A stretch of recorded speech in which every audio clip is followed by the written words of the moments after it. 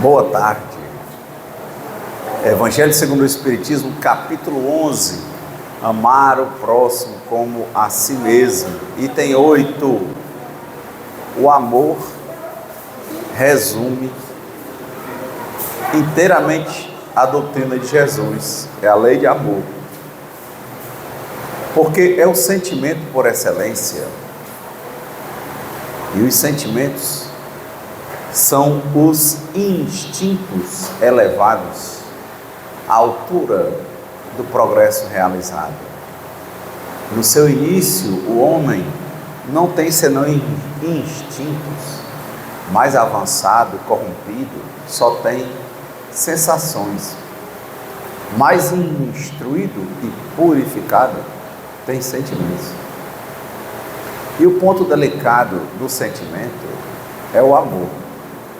Não o amor no sentido vulgar do termo, mas este sol interior que condensa e reúne em seu foco ardente todas as aspirações e todas as revelações sobre-humanas.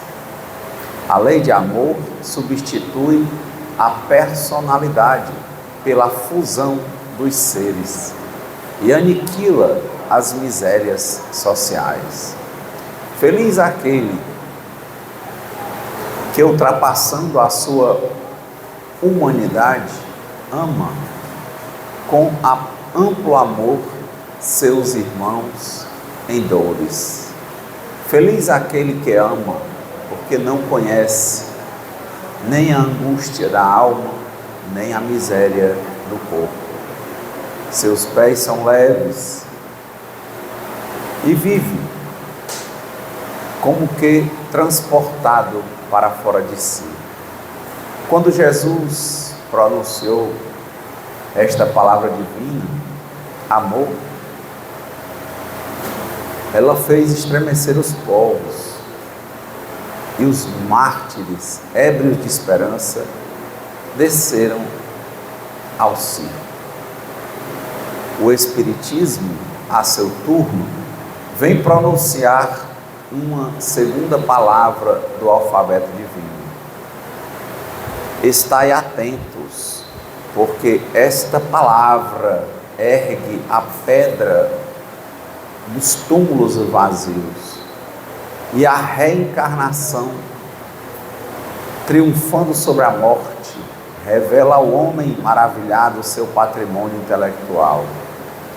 Não é mais aos suplícios que ela o conduz, mas à conquista do seu ser, elevado e transfigurado.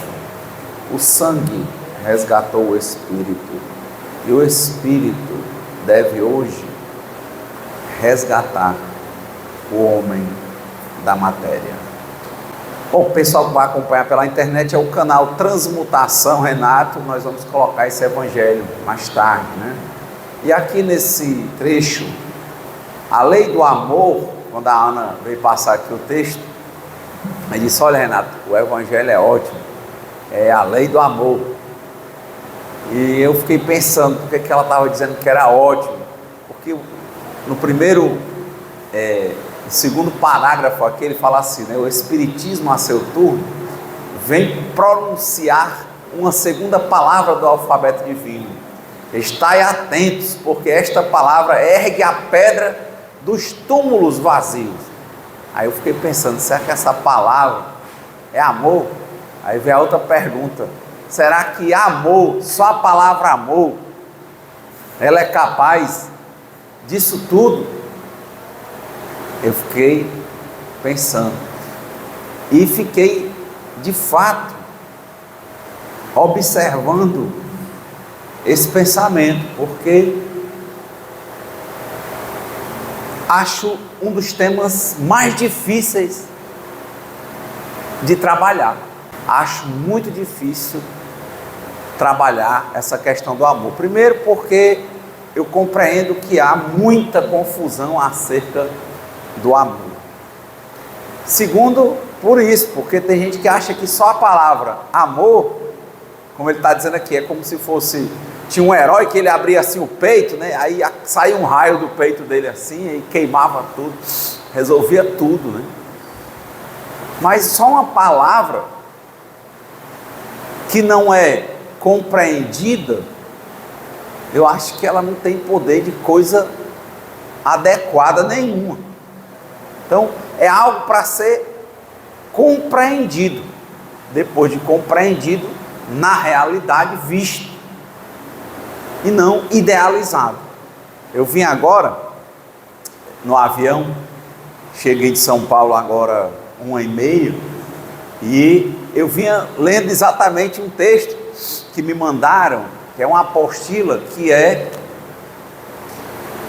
Adictos ao Amor, ou Adictos ao Romance Anônimos. É uma programação de 12 passos, inspirada nos 12 passos de Alcoólicos Anônimos, que eles construíram para partilhar sobre adicção ao amor, adicção ao romance. E a pessoa pensa, o que é adicto? Adicto é escravo. Então já pensar que você é escravo do amor, provavelmente já é uma distorção. E ele vem mostrando no texto que há uma confusão grande das pessoas, e eles desenvolveram essa programação aplicada à adicção, ao que eles chamam amor, por isso que vai estar amor entre aspas, né, e a romance, porque na verdade a pessoa confunde o que é amor. A pessoa confunde sexo com amor, a pessoa confunde idealização de amor com amor, e essas idealizações escravizam mais do que libertam. Elas adoecem mais do que curam. Tem pai e mãe dizendo que ama o filho e mal criando o filho ou a filha, dizendo que é em nome do amor, mas na verdade a árvore boa dá bom fruto. A árvore que vai no erro não pode dar bom fruto. E a pessoa diz, poxa, eu fiz tudo em cima do amor e esse menino ou essa menina é desse jeito.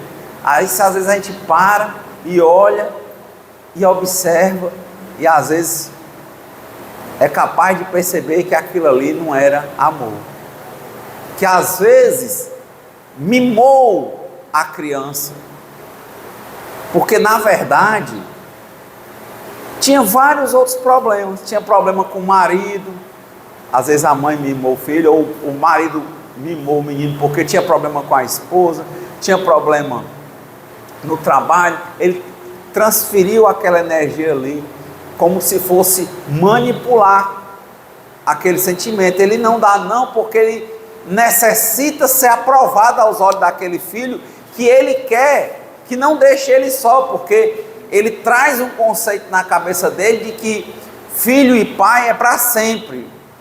E é lógico que filho e pai é para sempre, falando em termos físicos e espirituais, biológicos.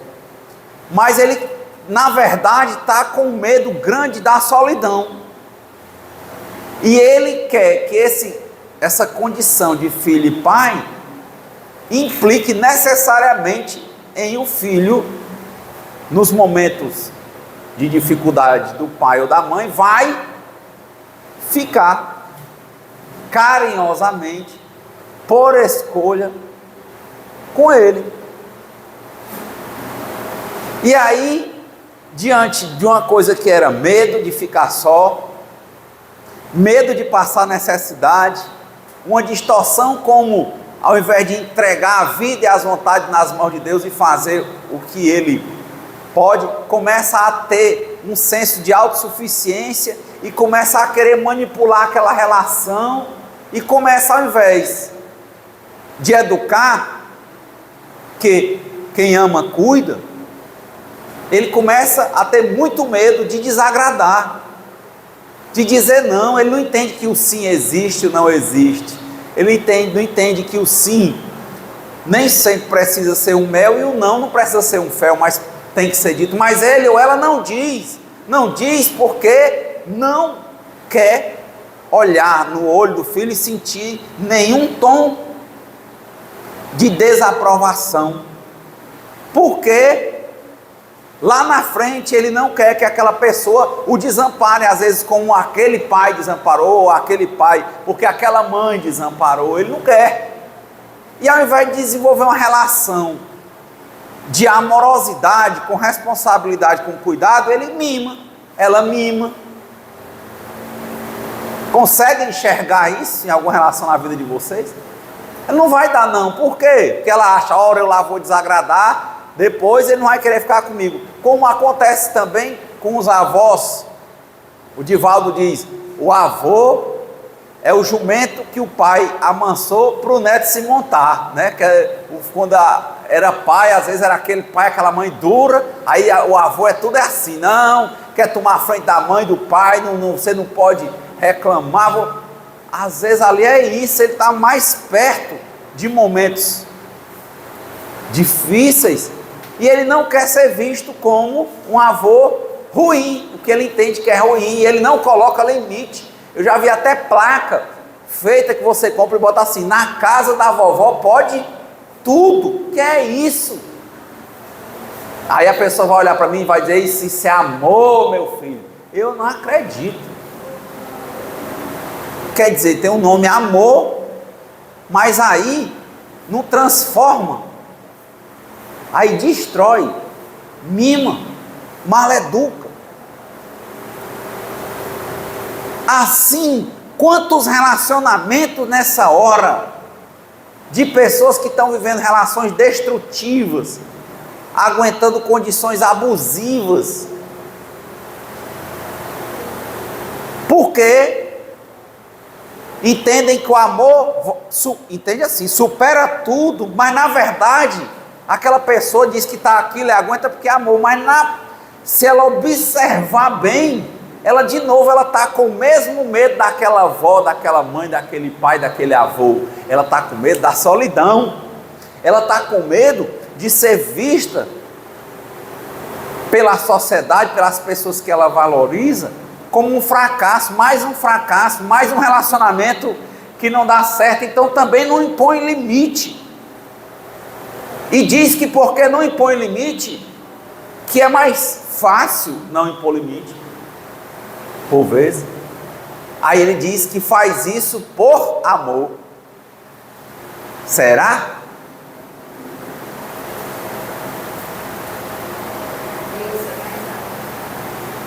A origem está lá. Às vezes o maior medo é de se sentir culpado ou culpada por uma visão que ele acha que vão ter dele de fracasso.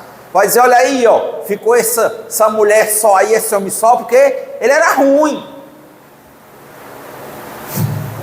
Entende? Ele está com medo da solidão, e mais medo da solidão, ele está com medo de se sentir culpado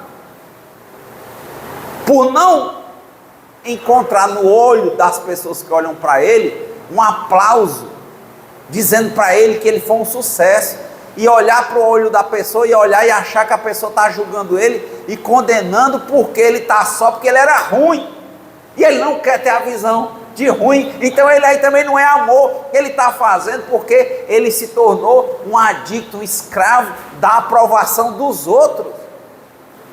Mas ele diz, é amor. Quando talvez esse movimento fosse muito mais manipulação, que vem de uma compreensão equivocada de que ele é autossuficiente, que ele vai conseguir manipular o presente para controlar o futuro, resguardar o futuro. Isso tem que ser visto. Não tem como. Quem não enxerga nesse momento de um mundo de pessoas codependentes, a adicção, a romance, né? A romance é isso, a pessoa cria uma história na cabeça. Isso que eu falei são histórias que a gente cria na cabeça. É aí de novo, ó, como a gente se acha Deus, às vezes, recaída emocional, autossuficiente, a gente fica manipulando como fosse o diretor do filme. Ei, não é assim não, repete a cena, corta, volta, e se não acontece, fica com raiva, e fica querendo exatamente manipular a realidade. Sabe quando era para dizer não e não diz. Sabe quando era para dizer sim e não diz. Por quê? Porque vai fugir do roteiro, do romance que ele criou, que ela criou. Mas vai dizer que isso é amor. Vai dizer que é até auto-amor, ela porque está se autoprotegendo, mas é egocentrismo.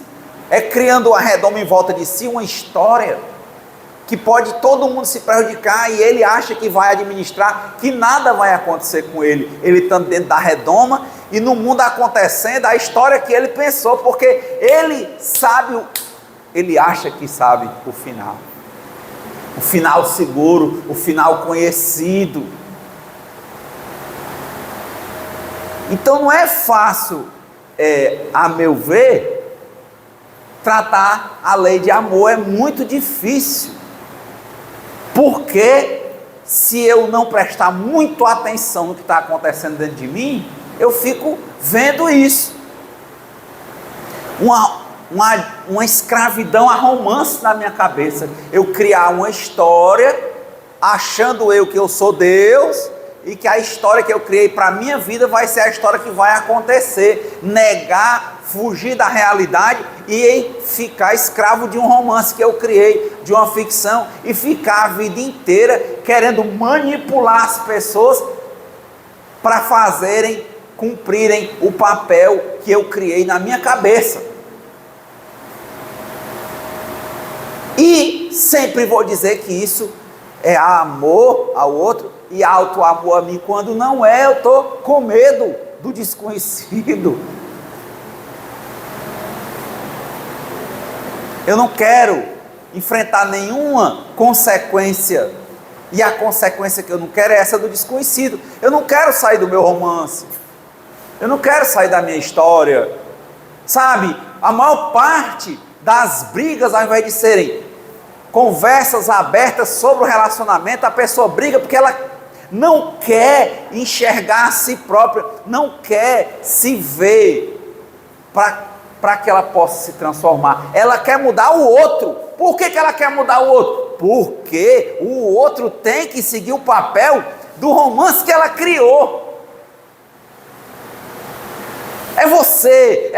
Outro dia tive uma conversa semana passada e a pessoa disse para mim: Renato, eu acho completamente errado aquilo ali você fala para me anular, quando você diz que quando uma pessoa aponta com o dedo para um, fica 3 para a pessoa. Eu disse: isso não é real não? Mas eu não acho. Aí começou a dar exemplo. Eu disse: olha, eu não tenho nenhuma pretensão de lhe convencer a nada, mas eu te digo, eu acredito nisso, eu compreendo assim. Como eu disse, também quando você diz, faça certo que dá certo, faça errado que dá errado, assim é que eu dizer o quê? Outra disse: Renato, quando você diz que quem está ferido fere, eu acho errado. Então não faça.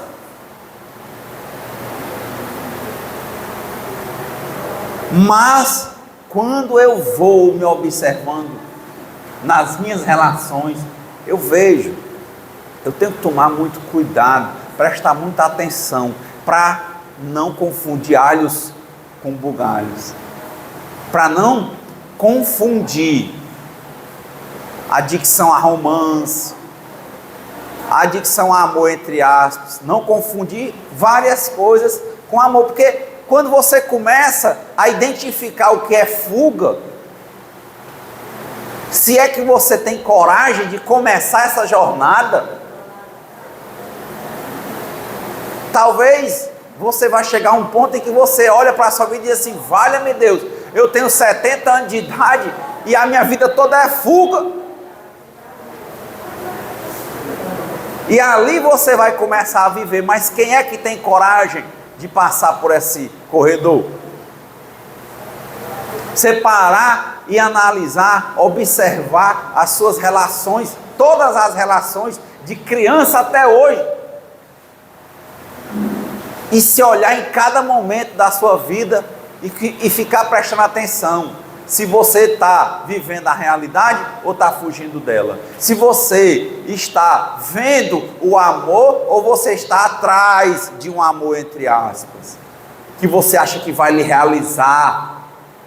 Será que não tem gente dizendo, levantando a mão, dizendo que Jesus é o Senhor e Salvador, porque está com medo de morrer, e chegou lá e viu uma pregação dizendo que no final dos tempos que estão chegando, Jesus vem e vai arrebatar o povo dele, e a pessoa às vezes está ali dizendo que ama Jesus, mas na verdade, ela, lá no fundo do coração dela, ela nem a ela não ama, mas ela está com medo. Se é de morrer queimada e ser arrebatada, ela quer ir para o céu, quer ser arrebatada viva, indo para o céu direto, como dizem que Maria foi, ascender, fazer a assunção, né? O céu direto. Aí a pessoa adere e diz, Jesus é meu Senhor e Salvador, eu amo, mas lá no fundo às vezes é uma vontade de manipular o próprio Jesus. Como é a entrada, Senhor? É levantar a mão? Como é a entrada? É dizer isso, instante, mas será que ama, ou você está querendo comprar uma passagem para entrar no céu? Só quem pode dizer é cada um e cada um. Mas eu tenho observado como tem fuga nas relações, e como essa palavra que o Evangelho diz, né, a palavra do alfabeto divino, que esta palavra ergue a pedra dos túmulos vazios, como essa palavra também está sendo um sepulcro caiado, mal utilizada, mal compreendida, usada para esconder problemas emocionais, e que talvez, se nós tivéssemos esse compromisso, assumíssemos essa responsabilidade para conosco, para com Deus, de forma honesta para conosco e para com Deus, e começássemos a assumir as rédeas da nossa vida, começássemos a olhar o nível de relacionamento que nós temos com as pessoas, com o mundo, com a vida, começássemos a afastar o que é falso e querer olhar o verdadeiro, talvez a gente tivesse muita dificuldade de encontrar amor dentro de nós. Não porque ele não esteja lá, é porque a gente colocou um monte de lixo em cima. A água está entornada. Precisa olhar, se acalmar para o sujo descer, e aí você vem limpar, aí você vê, o amor estava lá, mas eu não entendi, e fui botando outras coisas, eu me aperriei, eu me impacientei, eu fui querendo dominar a vida, mas ninguém domina a vida.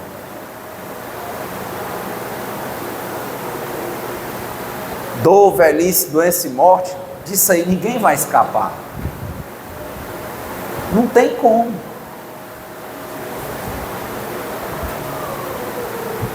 Quantos valentes, fortes, batiam em todo mundo, quebrava tudo, aí chega um tempo que a vida quebra e pronto, não é capaz nem de gritar, ele não dá mais nem para gemer.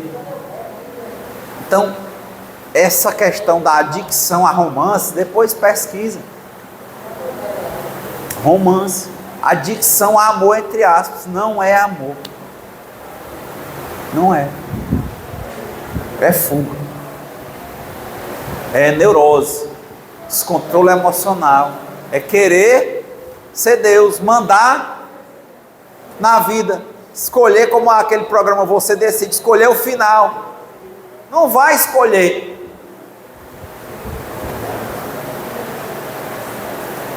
Estava conversando com uma pessoa e ela passou por um processo de separação,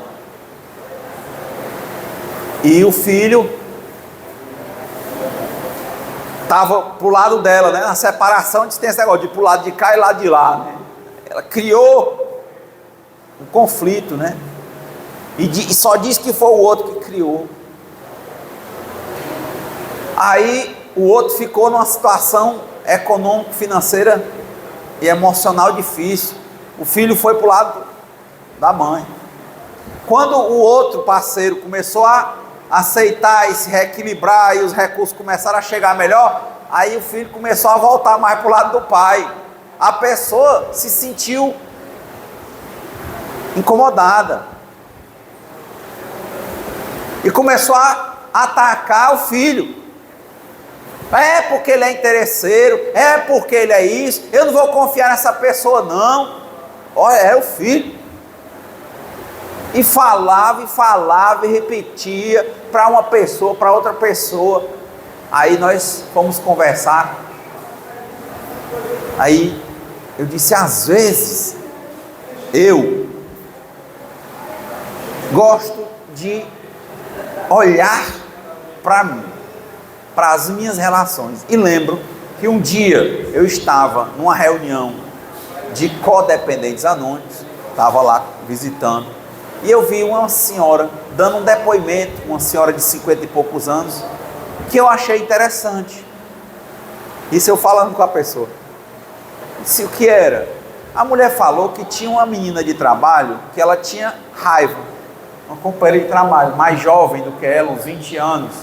E ela disse que ficou se perguntando, ela com ela mesma, por que ela tinha raiva daquela menina? Ficou pensando, será que tinha alguma coisa que ela tinha feito? Aí começou ela falando abertamente o que ela estava pensando na reunião. E dentre as hipóteses que ela levantou, ela disse assim, será que eu estou com inveja dela? Porque ela é mais nova, porque ela é mais atraente, porque ela está recebendo mais atenção, porque ela está numa posição que eu já tive, mas eu já estou 30 anos depois. Isso foi ela que falou. E eu parei, ela disse, será que eu não estou com inveja? E eu, pessoalmente, nunca na minha vida, isso tem uns 5 anos, tinha escutado ninguém se perguntar para si mesmo, analisando uma relação, se estava com inveja. Porque a gente só fala assim, fulano está invejoso, aquela é invejosa, ó o dedo, ó. De novo, ó. Ponta para lá, 3 para cá. Todo mundo tem inveja. Mas dizer se com honestidade consigo próprio, com Deus, conversando sozinho, internamente, se está com inveja, está se comparando, está cobiçando a posição da outra, e como não dá para pegar aquela posição, porque não pode derrubar os 30 anos, não pode, por vários motivos não dá para voltar, e aí ela criou um processo de raiva, porque cobiçou, invejou, não tem o que fazer, ficou com raiva. Ela falava aquilo, e eu fui contando essa história para a mãe, em desespero, já com raiva da filha, já julgando, já condenando. E eu disse, depois que eu escutei esse depoimento, toda vez que eu quero apontar para o outro, eu passo esse filtro em mim, o filtro da inveja, da cobiça, da comparação, que alimenta esse veneno da autossuficiência em mim, esse veneno de criar romance, criar história, criar saídas com urgência, querer resolver tudo de uma vez logo, jogar tudo para o ar. Aí parei, disse, então eu avalio. E ela parou, pensou. Às vezes a pessoa está dizendo, mas eu quero isso, mas aquela menina tem que mudar, tem isso. Espera aí, será que você nesse momento está querendo mesmo que aquela pessoa mude? Ou você estava muito confortável, muito satisfeita, achando que tinha ganho a batalha, que estava na posição melhor, E agora, quando o outro começou, a vida começou a andar como ela quer, a vida anda, as coisas mudam. Agora o filho quis se aproximar novamente mais do pai e disse que talvez fosse até ter um quarto na casa do pai. Você está com inveja, com raiva, porque agora não vê mais o olhar de vitória que aquela manipulação botou na cabeça daquele filho. Aí agora você olha e o filho só fala do pai, é de matar.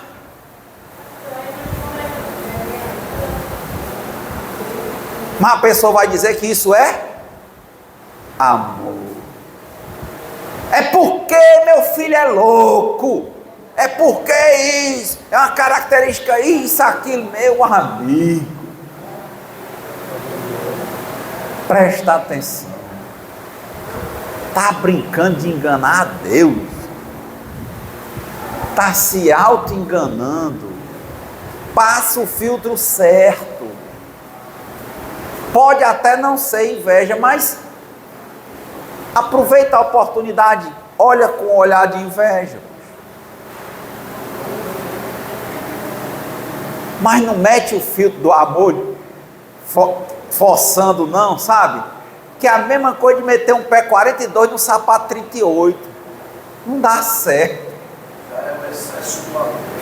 Hã? É um excesso do amor. Eu não vejo isso como amor de jeito nenhum. Nem a mais, nem a menos. O nome disso é uma doença emocional disfarçada. É o lobo vestido de cordeiro.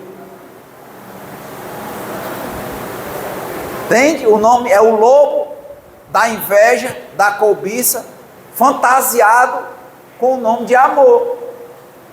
Para nós, às vezes, é tão bem feito o nosso romance, a nossa história, é tão bem feitinho, que a gente até se engana. Mas para Deus, é como você pegar uma plaquinha com o nome formiga e botar no pescoço de um elefante.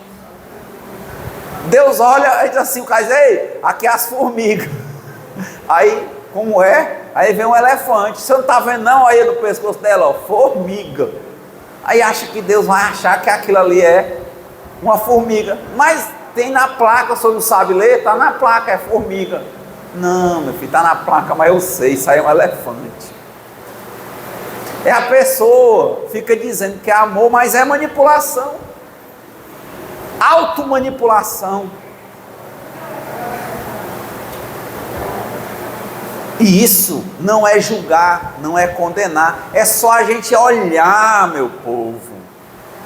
Aproveita a oportunidade da vida para você se relacionar com você, para que eu me relacione comigo, para que em nós nos relacionando nós possamos nos enxergar, nos ver o que é que tem de verdade, afastarmos, negarmos a fuga, aderirmos à realidade, entendermos como a vida é, como a nossa vida é, trabalharmos com ela no nível dela, conforme a vontade do Criador, lidarmos com ela como ela é e não como a gente quer que ela seja. E aí vai chegar o momento em que pessoas vão precisar receber não e nós vamos dar o não. E pessoas vão mostrar situações para nós que a gente não quer ver, mas a gente vai ter que dar o sim, dizer é assim mesmo. Então, esse problema é tão forte. Quando eu comecei a ler essa apostila, né, Adictos ao Amor, ou Adictos ao Romance Anônimo, começava com a história de Séfora.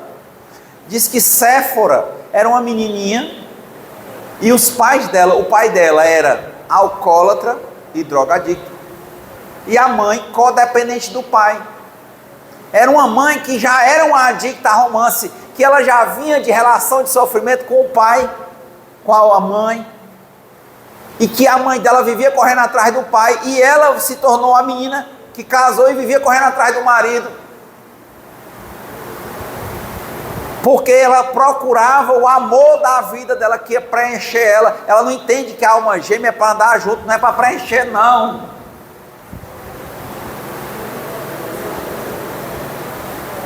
E aí ela começa, pequenininha, a ver, a Séfora ver a briga dos pais. Sempre era um inferno. O pai chegava bêbado, quebrava as coisas em casa, batia na mãe, ela se escondendo, e quase todo dia isso. E ela começou a desenvolver na cabeça dela um mundo paralelo. Ela imaginava: poxa, quando eu crescer, eu vou arranjar um homem, um príncipe, um homem que vai ser legal, um homem que vai ser diferente do meu pai, que vai me salvar. E quando ela pensava isso, ela se sentia bem e dormia. Só que aquilo ali virou uma ficção, uma escravidão na cabeça dela. Cresceu sendo a menina que procurava o príncipe, que ia completar ela, que ia salvar ela. Toda vez que ela tinha uma situação difícil, ela lembrava que a qualquer momento chegava o príncipe que ia salvar ela. E começou a ter vários relacionamentos, e nenhum relacionamento dava certo. Por quê? Porque na hora que aquele que ela achava que era o príncipe, que ela no começo ficava fazendo tudo sem dizer não, quando ela começava a dizer um ou outro não, o cara começava a dizer um ou outro não, ela começava a perder a graça, se desiludir. Esse aí não é o homem não, vou procurar outro. Se tornou uma mulher promíscua. Às vezes tinha relacionamentos que poderiam ter sido bons relacionamentos, se ela não fosse adicta ao romance, ao amor, entre aspas. Porque na verdade ela já tinha criado desde criança um personagem no romance dela de como era o homem que ia salvar ela. E ninguém é como a gente quer, as pessoas são como elas são. Era uma pessoa boa, mas na cabeça dela não servia, porque não se encaixava no personagem que ela criou. A vida dela era essa, ela altamente legalista, sempre ela era certa e todo mundo era errado. Por que era errado? Porque ela é a diretora do romance, entende? Tem que fazer como ela quer. Ao invés dela viver e deixar viver, todo relacionamento começava ótimo, maravilhoso, quente, intenso. Aí quando a pessoa desviava um pouquinho do papel que ela queria, ela se tornava um relacionamento agressivo, e até que não dava para sustentar. Por quê? Porque ela queria que a outra pessoa mudasse. Ela não mudava um pau, porque ela estava certa. Era confortável viver naquele mundo que desde criança, na hora que o mundo começava a ter dificuldade, ela entrava na ficção e ficou uma mulher adoecida, adicta a essa história.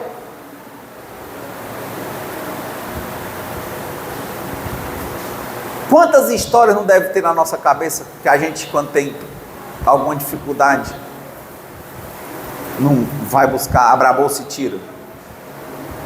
Quantos relacionamentos, seja no trabalho, com os filhos, com os netos, com os companheiros, com os pais, com os irmãos, a gente se torna inadequado para essa convivência, porque as pessoas não são como a gente quer. A gente não vive e deixa viver, a gente quer que a pessoa seja como a gente quer, e nós mesmos não queremos arredar nem um palmo. Por isso que o Chico diz: dou aos outros o direito de serem como quiserem, mas eu tenho o dever de ser melhor do que eu mesmo a cada dia, sem ter a pretensão de ser melhor do que ninguém. Viva e deixe viver. Seja você a mudança que você quer ver no mundo. Cuidado, a mente, esse tipo de pensamento atrelado, escravo da sua própria opinião. De que a tua opinião serve? De nada. Tua opinião não vai mudar nada, porque a realidade é aquela. Quando a gente começa a trabalhar com a realidade, com as coisas como elas são, a gente se sai bem.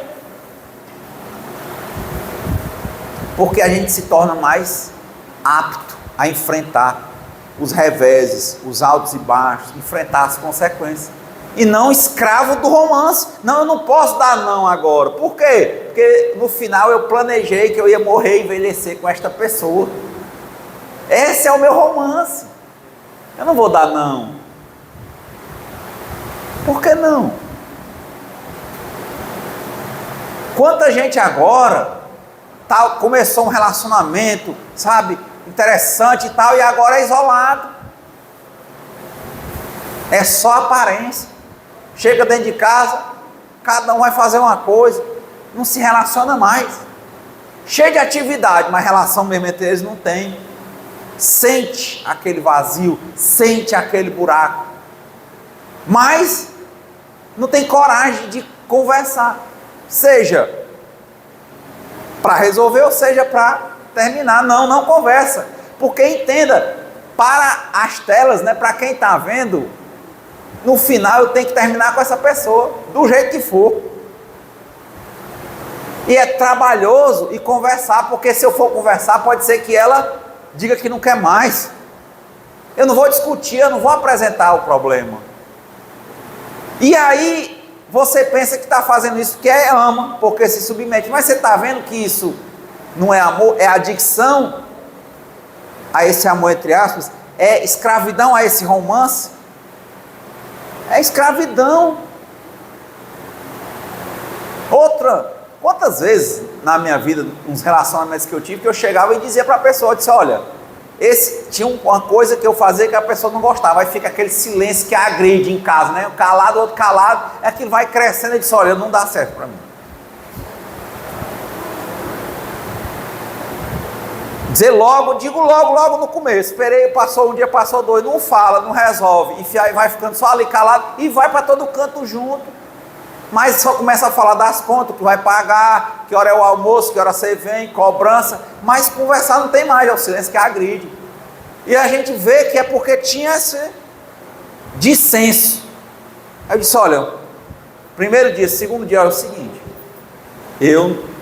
minha vida ela é muito preciosa, eu não sei viver de aparência, não quero viver romance, eu quero viver a realidade. Então é o seguinte, se você quiser manter um relacionamento comigo, vamos conversar, e aí na conversa a gente vai ver se a gente se separa, se a gente vive e cria consenso, ou se a gente vive com alguns dissensos, algumas coisas que nem eu concordo com você e nem você concorda com o meu, mas a gente espera aquela coisa, nada como um dia depois do outro e uma noite depois de sono pelo meio, mas que fique claro que ali é um ponto que a gente enxerga e se dispõe a ter um plano de ação, porque do jeito que está você fica só olhando para aquele problema, querendo que eu seja como você quer, e tem coisas que eu vou dizer, no momento eu não posso, mas a gente tem que conversar, a gente tem que conversar, porque o outro caminho que é se ignorar, ou se encher de atividade, ou chegar em casa, ficar rede social, seriado, videogame, não sei o que, olha, eu não quero isso, a gente tem que se relacionar. Aí uma época dessa, uma pessoa disse, pois vamos conversar. Eu disse, agora tá certo, vamos conversar. Mas por que a maioria das vezes a gente não chama e não conta, não fala abertamente do que está sentindo? Quantas pessoas quando tem um problema assim, vai procurar outra, vai beber, vai não sei para onde, aí vai tentar resolver? Por que a pessoa não coloca isso, não fala abertamente do que está sentindo e propõe um diálogo aberto? Porque a pessoa, de novo, está com medo da outra pegar e se revoltar e dizer não e sair. E ele, por medo de perder, a coisa vai se destruir do mesmo jeito. E diz que isso é amor. Mas, por trás vai estar o quê? O apego ao romance. Porque naquele romance que aquela pessoa tem na cabeça, no romance que aquela pessoa tem na cabeça, ela não quer parar só. E se já está com aquela pessoa ali? Né? Ela não vai dizer. Quantas mulheres agora com maridos problemáticos em decorrência do egoísmo, que leva ao alcoolismo, à drogadição, não chega em casa, bate na mulher, violenta, tudo, e ela não diz. Porque ela pensa, se eu for falar, vai que ele diz um não de uma vez, e eu vou ficar, como é que eu vou criar meus filhos, não sei o quê, e não conversa.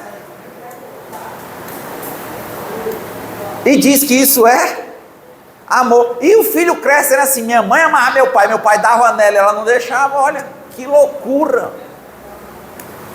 Ou nunca viram gente falar isso? Minha mãe amava meu pai ignorava minha mãe todo dia, fazia o que ele queria, ela não deixava. Isso é amor. Aí não, é porque minha mãe então era besta, era boazinha. Ela não, é porque a doença dela, a doença neurótica, o medo de sentir culpada, de ter uma imagem que os filhos vão dizer, foi a minha mãe que acabou com tudo. É melhor essa outra história que o filho vai pensar que ela era santa. Porque é escondido. Ela pensa, poxa, tá dando certo a história, estão achando que eu sou santa, estão achando que eu amo, porque eu não falo nada. E por que você não fala? Sei lá, vai que ele me deixa. Mas ela vai dizer e vai passar e vai confirmar que aquilo era amor. Poderia ser, mas precisava de ajuste. Mas ela não fala. Ele não fala. Isso é para homem e para mulher. E a coisa vai só piorando e piorando e piorando. Aí uma hora, um motivo qualquer, fica ali a pessoa, lá no íntimo dela. Ai rapaz, se ele morresse, foi beber hoje, que ele morresse num acidente. Pensa. Porque é mais fácil, cara. Já pensou? O bebo velho vai lá e um carro mata. Beleza. Aí meus filhos, eu saio como santa. Ele era ruim, bebia mesmo, morreu porque merecia. Lá dentro do coração daquela santa, tinha esse pensamento, se ele não voltasse hoje, morto. Mas se viesse o pensamento assim, se ele não voltasse hoje, porque ele arrumou outra, aí ela não quer não. Tem lógica que a gente está vendo? Ou não? Nunca viram nesse tipo de situação? Tem. E vai dizer que isso é amor. Quem gosta, cuida. Quem ama, liberta. Se ama, ajeita, limpa, cuida. Deu problema, chama para conversar. Está com medo dele jogar, virar a mesa? Que vire. De novo, o sim existe, o não existe. E assim é com o marido, com mulher, com filho, com neto. Primeiro, como eu falei, aí vai botar uma placa. Casa da vovó, neto pode tudo. E isto é amor. Amor! Qual é a diferença dessa avó, desse avô que faz isso, para essa mulher que não discute o relacionamento? É mesmo, não tem nenhuma. Ela tem medo de ser desagradável e o neto não anda mais lá. Meu filho tem 7 anos. Um dia eu cheguei numa casa, o pessoal, olha a criatividade, a casa toda riscada. Eu não me lembro dele ter riscado uma parede. Aqui se diz, não, meu filho, isso você não faz não.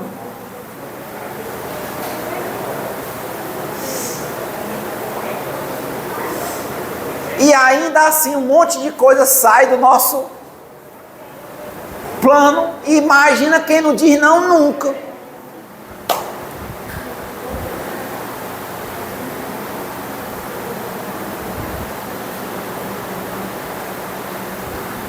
Quando eu vi um depoimento que chama, está no YouTube, você bota assim, Neuróticos Anônimos e coloca, tipo desapego emocional, uma coisa assim. A Zélia fala o caso da vida dela, da filha que era drogadicta, que chegava lá quando estava atacada, a menina era boa e tudo, aí entrou na droga, tudo, quebrava tudo, roubava a casa. Aí ela começou a frequentar o programa de Neuróticos Anônimos, que é problema com emoção, viu a codependência dela e aprendeu a dizer não. Aí um dia a filha dela chegou lá muito doida, ela disse: opa, a drogada, vem cá, meu amor, eu amo você, mas drogada, aqui em casa, você não entra mais. Se você quiser participar do programa de Narcóticos Anônimos e tudo, entrar numa... posso te ajudar. Ah, é você com as suas besteiras. Pois então, minha filha, fora! Pra fora! O nome é esse, desligamento emocional, Neuróticos Anônimos. Aí a filha pensou que ela estava brincando, porque eles manipulam. Aí não, porque você não me ama. Ela me ouviu, acho que eu sou adotada. Minha filha, drogada, sem recuperação, pra fora. Se não sair, eu vou chamar a polícia. Você tem coragem? Tenho coragem, você vai ser presa. Eu vou te visitar, mas tu vai sair daqui presa e não volta. Drogada não. Aí a menina viu que ela estava firme, pela primeira vez na vida dela, a menina saiu. Ela disse que quando fechou a porta, a dureza todinha se foi. Ela sentou no pé da porta e começou a chorar. Passou um dia, 2, a menina começou a mandar ligar, ela não atendia, que ela falava, tinha aquela voz embolada que estava drogada, ela desligava. Começou a mandar mensagem, ela não lia. 1 dia, 2, 3, 4, 5, 10 dias, 15 dias, aí um dia ligava mesmo, ela não atendia, aí um dia, porque ligava para manipular, para conseguir dinheiro, Aí um dia ela ligou e falou: mamãe, ela viu que ela estava limpa, não tinha bebido, não tinha usado droga, ela sentiu pela voz. Diga, minha filha. Mamãe, diga, minha filha. Quero dizer para a senhora que já está com... Eu estou limpo há 3 dias. Eu estou 3 dias sem beber e sem usar, mamãe. Isso que bom, minha filha. Mamãe, eu quero dizer para a senhora que eu estou frequentando as reuniões de Narcóticos Anônimos, mamãe. Pois se você quiser vir para casa, a casa é nossa. Em recuperação, mas já sabe, se usar, para a rua. E pronto, a menina deu sequência, está lá, um dia de cada vez, a cada 24 horas, há muitos anos, sem usar droga, sem usar bebida alcoólica. Mas antes ela achava que amar era suportar tudo. Isso é romance, cara. Isso não é verdade, não. Conheço um caso, num bairro aqui de Fortaleza, que o casal, a casa, era uma casa grande. Você chega na casa, vizinha um posto de saúde, não tem porta a casa. Não tem portão, não tem mais grade, não tem mais porta, não tem mais janela. Lá dentro tem um quarto com uma grade. O pai e a mãe vivem presos dentro desse quarto, porque o filho, o drogadicto, vendeu tudo. Ele não tem coragem de enfrentar isso. Ele disse: não, nós vivemos só dentro desse quarto aqui, trancado, porque se ele entrar, ele leva isso também. Meu filho, não. Para que eu vou ficar pensando: ah, meu Deus, é bom, mas se ele morresse? Não. Conversa. Dá não.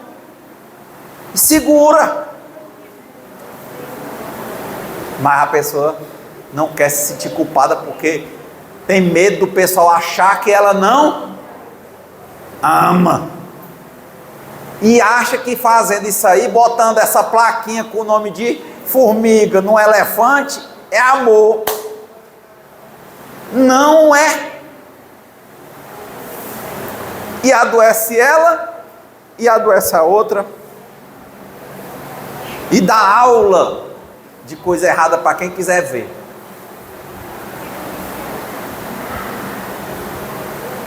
Então, conseguem enxergar isso que a gente está falando? Viram alguma situação na vida de vocês assim ou não? Conseguem ver? É isso. Evangelho não é a aula, não. Aqui é só um espelho. Você tem que se enxergar. Porque a vida, ela, nesse ponto, ela é inclemente. Dor, velhice, doença e morte. A coisa é uma questão de passar mesmo. Então, e Renato, para concluir, o que você sugere? Porque eu estou vendo um monte de situação distorcida na minha vida, no meu relacionamento, que eu achava que era amor, mas era um elefante com uma placa com o nome formiga. Era ilusão, era lobo vestido em pele de cordeiro. O que eu faço? Eu não posso dizer o que você faz. Eu digo o que eu tenho tentado fazer na minha vida é me observar, deixar de fugir, enxergar quando eu estou fugindo, enxergar quando eu estou criando romance na minha cabeça e tentar identificar o que está acontecendo, porque ao ver a verdade, a realidade, aliás, a verdade se mostra e as coisas melhoram. Tem sido assim na minha vida. Agora, de novo, viver botando placa de nome de formiga e elefante e querer achar que o povo é tolo, principalmente que Deus é tolo, você vai enganar a vida. Não vai. Não vai. Porque o que eu vejo em mim, se eu não prestar atenção, é isso. Eu fugia pela comida. Hoje mesmo eu vinha, aí como eu faço esses trabalhos viajando, eu tenho o direito de entrar no lounge, né, que é dentro do aeroporto, tem comida e tal. A pessoa, rapaz, então você vai comer um montão lá. Eu não posso. Toda vez que for para um hotel, eu for comer, os 13 quilos que eu emagreci há 5 anos vão voltar e vai passar disso. E quando eu faço, é porque eu estou fugindo por alguma coisa. Por que eu estou fugindo? Quando a gente está se olhando as coisas, a gente vê tudo e transparece tudo normal. Não é normal. É isso. O amor, ele vai ser visto. Sempre que a gente sair do fake news, sair da ficção e olhar a realidade, nós nos acalmarmos, a água entornada, o sujo vai baixar, você vai ver, está lá. Mas isso que a gente está vivendo, é provável que a maioria das relações não tenham nada a ver com amor. E a gente que às vezes está dizendo que está buscando o amor, esse aqui não está mesmo. Nem consegue amar, porque quem não se ama, não ama. O mandamento 2 é amar ao próximo como a si mesmo. Você não se ama, está procurando um amor. Quem se ama, ama. Quem está ferido, fere. Aí você vê. Concluindo, como diz o Mário Quintana, eu gosto muito desse trecho. Ao invés de ficar correndo atrás das borboletas, eu passei a cuidar do meu jardim e as borboletas vieram. Se cuide.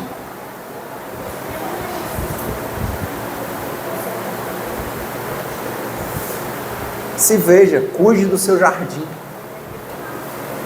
Se relacione com você, com a verdade. Não fuja. Veja o momento que você foge. Ao menos veja. E não se iluda. Diga, é uma fuga. Veja se tem romance na sua cabeça e diga, isso aqui é um romance. Mas de novo, não fique dizendo que é amor, que não é, para você mesmo, porque complica a sua vida. Você se distancia de você, da sua vida, das suas relações. Procure viver uma vida de relações abertas, realistas. E quando o medo vier, aí é essa questão de tomar cuidado de não estar se achando autossuficiente, porque você não é. A realidade é essa, nós não somos autossuficientes. E eu gosto daquela mensagem do Hermógenes: no medo vier, faça o que você entende que é real e correto de fazer. Entrega, confia, aceita e agradece. Então, que Deus nos conceda a serenidade necessária para aceitarmos as coisas que nós não podemos modificar. Coragem para mudar as que nós podemos. E sabedoria para reconhecermos a diferença de umas das outras. Muita paz e boa semana, e que seja sempre feita a vontade de Deus antes da nossa, mas que nós não deixemos de assumir as nossas responsabilidades. Saiamos da fuga, tentemos ver a realidade para que a gente veja a verdade. Aí vereis a verdade, e a verdade vos libertará. Mas primeiro tem que chegar à realidade, para depois ver a verdade e se libertar. Muita paz e boa semana.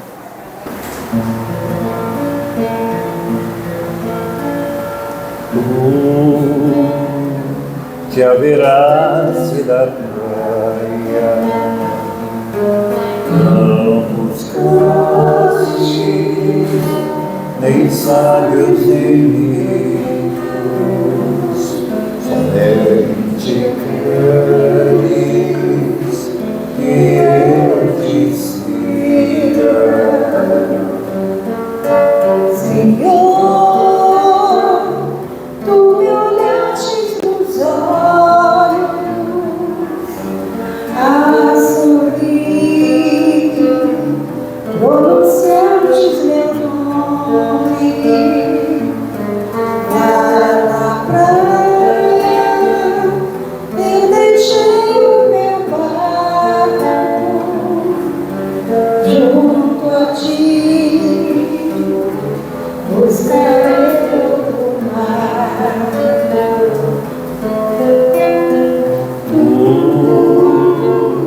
Sabes bem que meu barco eu não tenho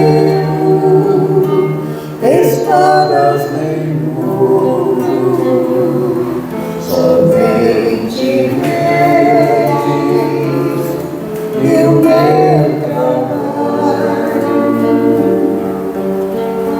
Senhor, tu me olhastes nos olhos, a sorrir, pronunciastes meu nome, lá na praia, eu deixei o meu barco, junto a ti.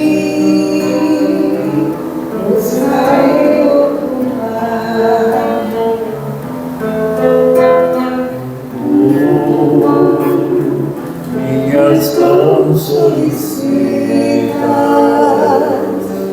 meu cansaço, que a outros descanse, amor que almeja, seria amor. Senhor, tu me olhastes nos olhos, a sorrir, pronunciastes meu nome, lá na praia, eu deixei o meu barco, junto a ti. Buscarei outro mar.